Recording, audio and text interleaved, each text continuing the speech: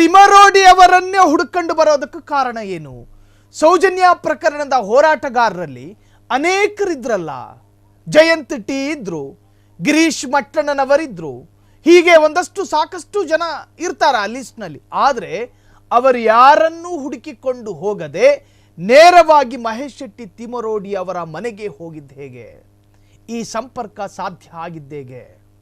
ತಿಮರೋಡಿಯನ್ನ ಪ್ರತ್ಯೇಕವಾಗಿ ಭೇಟಿ ಮಾಡೋದಕ್ಕೆ ಕಾರಣ ಏನು? ತಿಮರೋಡಿಯ ಮೇಲೆ ಅಗಾಧವಾದ ಭರವಸೆ ಹೇಗೆ ಬಂತು ಚಿನ್ನಯ್ಯನಿಗೆ? ಚಿನ್ನಯ್ಯಗೆ ತಿಮರೋಡಿ ಸಂಪರ್ಕ ಸಿಕ್ಕಿದ್ದು ಹೇಗೆ? ಚಿನ್ನಯ್ಯನ ಎರಡನೇ ಪತ್ನಿ ಸ್ಫೋಟಕ ಬಾಂಬ್ ಸಿಡಿಸಿದ್ದಾಳೆ. ಸೌಜನ್ಯ ಮಾವನಿಂದಲೇ ತಿಮರೋಡಿ ಚಿನ್ನಯ್ಯ ಭೇಟಿ ಎಂದು ಚಿನ್ನಯ್ಯನ ಪತ್ನಿ ಹೇಳ್ತಾ ಇರೋದು, ನಾವಲ್ಲ. ವಿಠಲಗೌಡನೇ ನಮ್ಮನ್ನ ತಿಮರೋಡಿ ಮನೆಗೆ ಕರೆದೊಯ್ದ್ರು. ಅದು ತಿಮರೋಡಿ ಮನೆ ಎಂದು ನನಗೆ ಗೊತ್ತಿರಲಿಲ್ಲ. ತಿಮರೋಡಿ ಆವತ್ತು ಕೆಲಸದವರ ರೀತಿ ಇದ್ದರು. ಅಂದ್ರೆ ಅವರು ವೇಷಭೂಷಣನೇ ಹಂಗೆ. ನಮ್ಮನ್ನ ಎಲ್ಲ ವಿಚಾರಣೆ ಮಾಡಿದ್ರು. ಇದೀಗ ನಮ್ಮ ವಿಡಿಯೋ ವೈರಲ್ ಮಾಡಿದ್ದಾರೆ. ಮುಂದೆ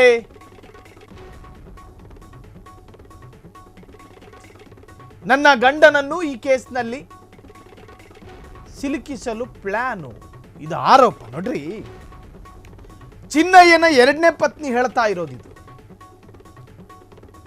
ಚಿನ್ನಯ್ಯನನ್ನ ಯಾರಾದ್ರೂ ಬಲವಂತವಾಗಿ ಹೇಳಿಸೋ ತರಹ ಆ ವಿಡಿಯೋದಲ್ಲಿ ಭಾಸವಾಗ್ತಾ ಇದೆಯಾ? ಇಲ್ಲ. ಚಿನ್ನಯ್ಯ ಆತನ ಮನದಾಳದಲ್ಲಿ ಇರ್ತಕ್ಕಂತಹ ಅಷ್ಟು ವಿಷಯಗಳನ್ನ ಕಕ್ಕೋ ತರಹ ಕಾಣ್ತಾ ಇತ್ತು. ಎರಡನೇ ಹೆಂಡತಿ ಏನು ಬೇಕಾದ್ರೂ ಹೇಳ್ಬೋದು. ಎರಡನೇ ಹೆಂಡತಿ ಆಕೆಯನ್ನ ನೋಡಿದಾಗ ಆಕೆ ಹೇಳ್ತಿರ್ತಕ್ಕಂಥ ಹೇಳಿಕೆಯಲ್ಲಿ ಎಷ್ಟು ಪ್ರಬುದ್ಧತೆ, ಎಷ್ಟು ಸತ್ಯಾಂಶಗಳು ಇರಬಹುದು ಎಂದು ಗೊತ್ತಾಗುತ್ತೆ. ಚಿನ್ನಯ್ಯನ ಪತ್ನಿ ಹೇಳೋದು, ವಿಠಲಗೌಡ ತಿಮರೋಡಿಯ ಮನೆಗೆ ಕರ್ಕೊಂಡು ಹೋಗಿದ್ದು. ನಿಮಗೆ ಅಡ್ರೆಸ್ ಗೊತ್ತಿಲ್ಲ, ತಿಮರೋಡಿ ಮನೆ ಎಲ್ಲಿದೆ ಅನ್ನೋದು ಗೊತ್ತಿಲ್ಲ, ನಿಮ್ಮನ್ನೊಬ್ಬ ವ್ಯಕ್ತಿ ಕರ್ಕೊಂಡು ಹೋಗಲೇಬೇಕಲ್ಲ. ವಿಠಲಗೌಡ ನಿಮ್ಮನ್ನು ಕರ್ಕೊಂಡು ಹೋಗಲಾಯಿತು. ಅದಾದ ನಂತರ ತಿಮರೋಡಿ ಯಾರು ಅಂತ ನನಗೆ ಗೊತ್ತಿರಲಿಲ್ಲ. ಅವ್ರ ಕೆಲಸದವ್ರ ಥರ ಇದ್ರು. ಅಂದರೆ ಅವ್ರ ವೇಷಭೂಷಣನೇ ಹಂಗೆ. ಕೃಷಿ ಪ್ರದೇಶ ಅದು. ಪ್ರತಿನಿತ್ಯವೂ ಕೂಡ ಗುದ್ದಲಿಯನ್ನು ಕೈಲಿ ಹಿಡ್ಕೊಂಡು ಕೃಷಿ ಮಾಡ್ತಿರ್ತಾರೆ. ಒಂದು ಮಳೆ ನೀರು ಬರೋ ಜಾಗಕ್ಕೆ ಹೊಂಡ ತೆಗಿತಿರ್ತಾರೆ, ಅಥವಾ ಅಡಿಕೆ ಗಿಡಕ್ಕೆ ಗೊಬ್ಬರ ಹಾಕ್ತಾ ಇರ್ತಾರೆ. ಅವರ ವೇಷಭೂಷಣವನ್ನ ನೋಡಿ ಕೆಲಸದವರೇನೋ ಅಂತ ಅನ್ಕಂಡೆ ಮನೆಗೆ ಬಂದವರನ್ನ ಒಳಗೆ ಕೂರಿಸುವ ಪದ್ಧತಿ ಮತ್ತು ಸಂಪ್ರದಾಯ ಕರಾವಳಿ ಭಾಗದಲ್ಲಿದೆ. ಬಂದವರನ್ನ ಒಳಗೆ ಕೂರಿಸ್ಕೊಂಡಿದ್ದಾರೆ. ಇದ್ದಕ್ಕಿದ್ದ ಹಾಗೆ ಚಿನ್ನಯ್ಯ ಮಾತನಾಡೋದಕ್ಕೆ ಶುರು ಮಾಡ್ಕೊಂಡಿದ್ದಾನೆ. ಯಾವುದಕ್ಕೂ ಇರಲಿ ಅಂತ ಹೇಳಿ ರೆಕಾರ್ಡ್ ಮಾಡಿ ಇಟ್ಕೊಂಡಿದ್ದಾರೆ.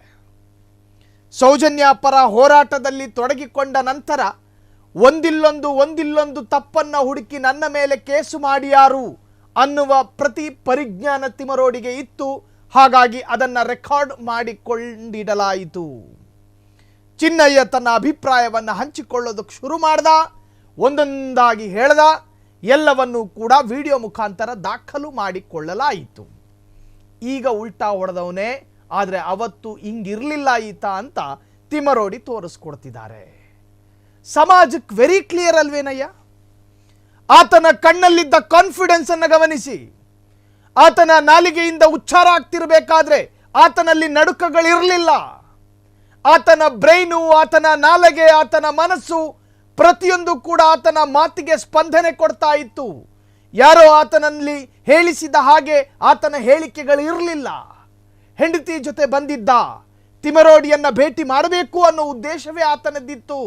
ತಿಮರೋಡಿಯ ಮನೆಯ ಹುಡುಕಾಟದಲ್ಲಿದ್ದ. ಯಾರೋ ಕರ್ಕೊಂಡು ಬಿಟ್ರು, ಒಳ ಕೂತ, ತಿಮರೋಡಿ ಸಿಕ್ಕಿದ್ರು, ಎಲ್ಲ ಹೇಳಿಕೆಗಳನ್ನು ಬಿಚ್ಚಿಟ್ಟ. ಹೀಗಂತ ಒಂದು ವರ್ಗದ ವಾದ. ಚಿನ್ನಯ್ಯನ ಪತ್ನಿಯ ವಾದ ಹಂಗಲ್ಲ. ನನ್ನನ್ನು ವಿಠಲಗೌಡರನ್ನೇ ಕರ್ಕೊಂಡು ಹೋದ್ರು ತಿಮರೋಡಿ ಮನೆಗೆ. ಆರೋಪ ಪ್ರತ್ಯಾರೋಪ, ಅಭಿಪ್ರಾಯ ಬೇರೆ ಬೇರೆ ಅಭಿಪ್ರಾಯ ಎಲ್ಲವೂ ಕೂಡ ಸಮಾಜದಲ್ಲಿ ಚರ್ಚೆಗೆ ಕಾರಣವಾಗಿದೆ. ಹಾಗಾದರೆ ಈ ವೈರಲ್ ಆಗ್ತಿರ್ತಕ್ಕಂತಹ ವಿಡಿಯೋದಲ್ಲಿ ಹೇಳಿರುವಂತಹ ಒಂದಷ್ಟು ಹೇಳಿಕೆಗಳು ಸೌಜನ್ಯ ಪ್ರಕರಣಕ್ಕೆ ಅದ್ಭುತವಾದ ಸುಳಿವನ್ನು ಕೊಡುತ್ತಾ ಆ ಸುಳಿವುಗಳ ಪೈಕಿ ರಾಜೇಂದ್ರ ಪ್ರಸಾದ್ ಒಬ್ಬ, ಆ ಸುಳಿವುಗಳ ಪೈಕಿ ಶವಾಗಾರದಲ್ಲಿ 5 ಜನ ನಿಂತಿರುವಂತಹದ್ದು, ಆ ಸುಳಿವುಗಳ ಪೈಕಿ ಯಾರೋ ಚಿನ್ನಯ್ಯನಿಗೆ ಬ್ರೀಫ್ ಕೇಸ್ ಕೊಡ್ತೀನಿ ಅಂದಿದ್ದು, ಆ ಸುಳಿವುಗಳ ಪೈಕಿ 3 ಖಾಸಗಿ ವ್ಯಾನ್ ಬಂದಿದ್ದು ಅಂತ ಹೇಳಿದ್ದು, ಆ ಸುಳಿವುಗಳ ಪೈಕಿ ಚಿನ್ನಯ್ಯನ ಜೊತೆಗೆ ಇದ್ದಂತಹ ಮಹಿಳೆ, ಆಕೆ ಯಾರು? ಆಕೆ ಹೆಂಡತಿಯಾದರೆ ಹೆಂಡತಿಯನ್ನು ಕರೆದು ವಿಚಾರಣೆಗೆ ಒಳಪಡಿಸಿದ್ರೆ ಖಂಡಿತವಾಗ್ಲೂ ಕೂಡ ಈ ವಿಡಿಯೋದ ಮರ್ಮ ಸತ್ಯ ನಗ್ನ ಕಥೆ ಅರ್ಥ ಆಗುತ್ತೆ. ಕ್ಷಣ ಕ್ಷಣದ ಸುದ್ದಿಗಳಿಗಾಗಿ ಫ್ರೀಡಂ ಟಿವಿ ಸಬ್ಸ್ಕ್ರೈಬ್ ಮಾಡಿ, ಲೈಕ್ ಮಾಡಿ ಹಾಗೂ ಫಾಲೋ ಮಾಡಿ. ಹೊಸ ಸುದ್ದಿಗಳ ನೋಟಿಫಿಕೇಶನ್ಗಾಗಿ ಬೆಲ್ ಐಕಾನ್ ಮೇಲೆ ಕ್ಲಿಕ್ ಮಾಡಿ.